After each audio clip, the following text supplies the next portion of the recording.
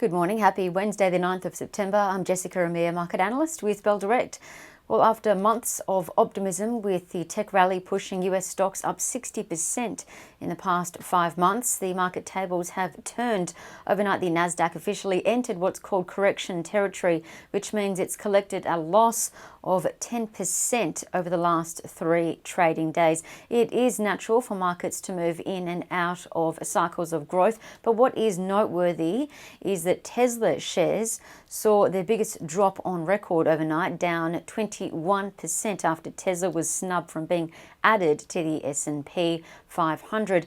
Other tech darlings that have indeed pulled markets recently to their all-time highs this year, like Apple and Microsoft, both hit another sell button overnight, losing 6.7%. This explains why the indices retreated, as tech stocks are the largest part of the US market. The Nasdaq down the most out of the major indices, down 4.1%, while the benchmark S&P 500 ended 2.9% lower. To commodities, gold has gained a touch of shine, up about $10 US overnight to $1,943 US an ounce. Oil has extended its drop, falling 7% to $36.76 US, which takes the oil price back to June levels, as investors are questioning the future of oil demand amid lockdowns. And with the flight to safety, we've seen the US dollar lift about 0.5%.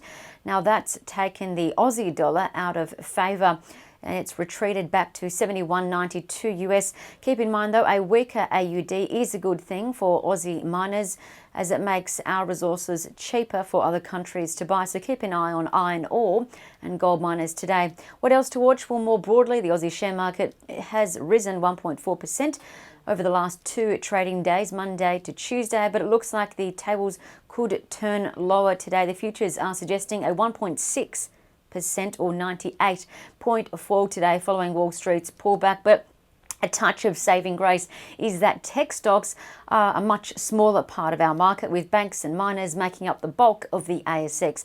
Companies going ex-dividend today, transferring the dividend right to shareholders, include Adairs, Brambles, Nine Entertainment, Australian Financial Group and Accent. On the economic side of things, yesterday we saw business confidence levels improve more than expected in August, which was great news and which also helped the market rally yesterday. But today we'll learn how consumers are feeling with consumer confidence numbers out. As for trading ideas, JP Morgan has upgraded Fortescue Metals from a neutral or hold to an overweight. Now, the reason for the upgrade is that iron ore prices have surged to a 6-year high despite a recovery in Brazilian supply, and Chinese steel production is also continuing to beat expectations. JP Morgan also upgraded Fortescue because it sees that FMG's iron ore price is trading at $51 a tonne, which is a substantial discount to the benchmark price and reflects a strong improvement in Fortescue's product mix at its mines. So JP Morgan also projects a 9% dividend yield over the next 3 years for FMG. So that's FMG, an overweight JP Morgan stock.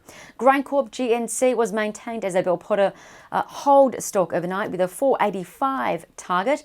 That implies 8% upside over the next year.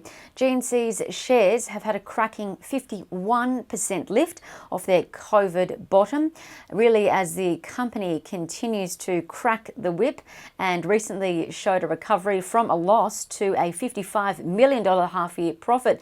GNC's recent crop report also showed continuing improved forecasts. And Bell Potter is cognizant that once a certain upward point is reached, that investors may just be timing an exit before the inevitable return to normal crop sizes. So that's GNC, a Bell Potter hold. And Newcrest Mining, NCM, may be worth a look, as Trading Central's data has identified a strong bullish signal indicating its shares may rally off yesterday's close of 31.48 up to 35.10, up to 36, so rising to between $35.10 to $36 over the next 15 trading days, according to standard principles of technical analysis. Thanks so much for your company. Happy trading. Stay safe.